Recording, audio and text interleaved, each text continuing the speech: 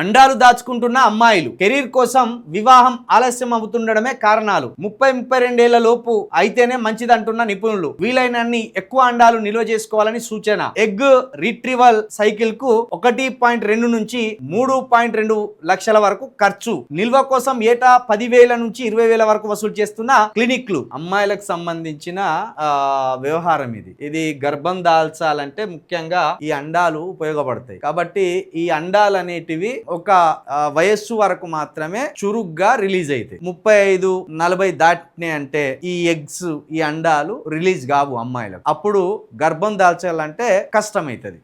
గర్భం దాల్చే అవకాశాలు అప్పుడు చాలా కష్టం. 36 నుంచి పైన 40 ఆ వయసులో అమ్మాయిలకు సంబంధించి ఎగ్స్ ఏవైతే ఉంటాయో, ఈ అండాల విడుదల ఏదైతే ఉంటాయో అవి సక్రమంగా జరగవు, రెగ్యులర్ గా జరగవు 40 ఏళ్ళు పైబడ్డ వారికి. కాబట్టి ఇప్పుడు అమ్మాయిలు కొంతమంది ముందు జాగ్రత్తగా వివాహం చేసుకోవాలనే ఆలోచనలు ఉన్నారు. పిల్లల మీద ఇంట్రెస్ట్ ఉన్నోళ్ళు కెరీర్ నిలుపుకుంటూనే, కెరీర్ లో ముందుకు పోతూనే మళ్ళీ వివాహం చేసుకోవాలి, మళ్ళీ పిల్లల్ని కానాలనే ఆలోచన ఉన్నవాళ్ళు, కెరీర్ సెట్ అయిన తర్వాతనే వివాహం చేసుకొని పిల్లలు కానాలనుకుంటున్న వాళ్ళు ఇట్లా అండాలు దాచిపెట్టుకుంటానట.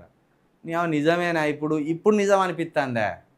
ఈ మహాభారతం, ఈ మన గ్రంథాలలో రాసి ఉన్నాయి.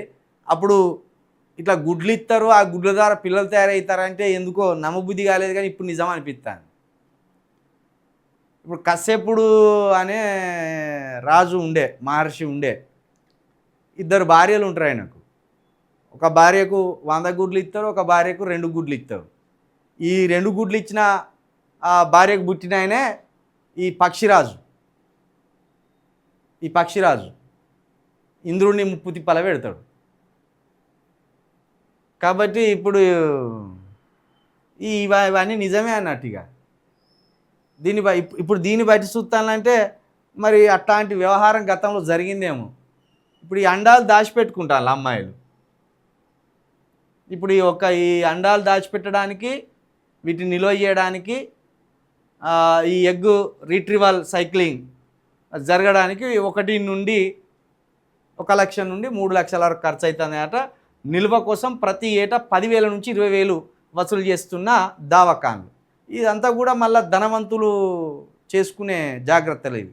మన బోటోళ్ళకి ఏడైతే ఇవి ప్రతి సంవత్సరం 20,000 పెట్టి అండాలను దాచిపెట్టుకొని ఆ అండాలను నిల్వ చేసుకోవడం అంటే సామాన్య జనం వాళ్ళు ఎక్కడైతుంది ఇది?